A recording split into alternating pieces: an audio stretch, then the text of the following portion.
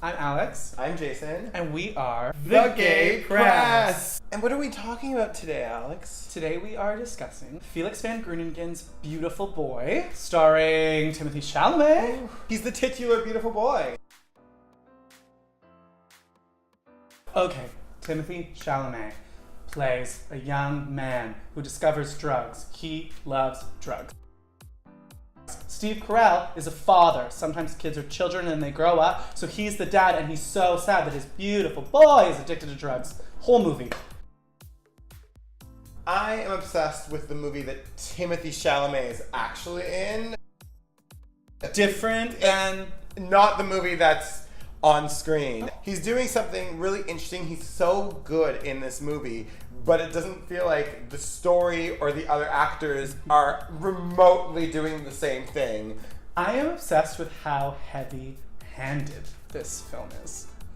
I cannot stress to you enough how over the top the direction and the screenplay is. There is a lot of really famous, really poorly placed music. There's a lot of driving sequences with the Beatles in the background. And the worst crime of this movie is flashbacks. But how else are you gonna know that he was a young boy? The beautiful boy became a still beautiful, slightly junky young man.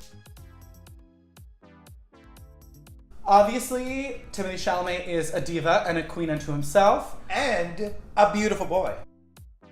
He would be our actressography, except he still doesn't have the output. So we wanted to focus on amazing performances by actresses in films that deal with addiction.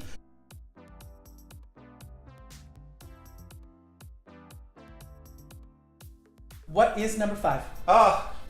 Shout out to my girl Goop, Gwyneth Paltrow in Country Strong. And what's number 4? Number 4 is Sandra Bullock in 28 Days. Okay, so this movie is that movie that is always on basic cable, and let me tell you, I will always stop and watch it. What is number 3? We're gonna go with Cate Blanchett in Blue Jasmine. It's all about that performance. And number 2? Number 2 is none other than Elizabeth Taylor in Who's Afraid of Virginia Woolf. What a dump! Ugh. Number 1 is Ellen Burstyn in Requiem for a Dream. It's a beautiful performance. Obviously, addiction is really sad. This episode obviously features the titular beautiful boy, Timothée Chalamet. Dream of dreams. Beautiful. But our hunk of the film is daddy icon for the ages now, Steve Carell. he is serving up mad Silver Fox daddy. I am here for it.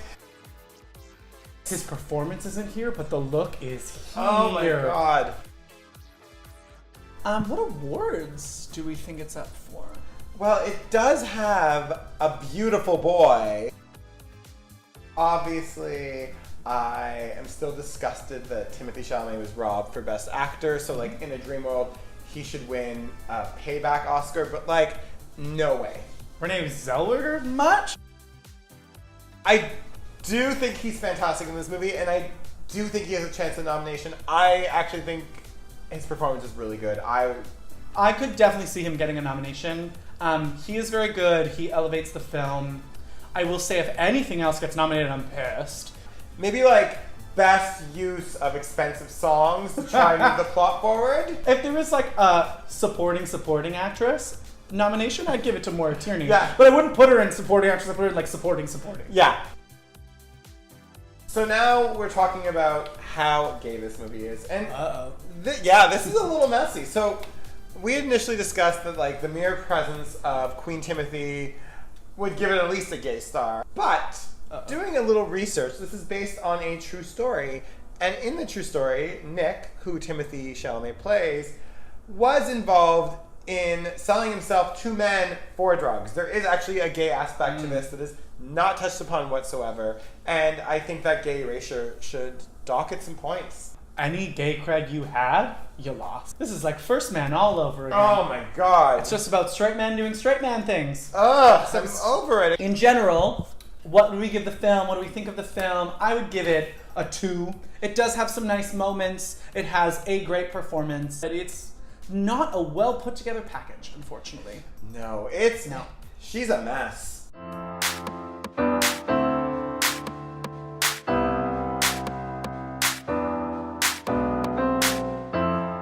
Whatever happened to my beautiful boy?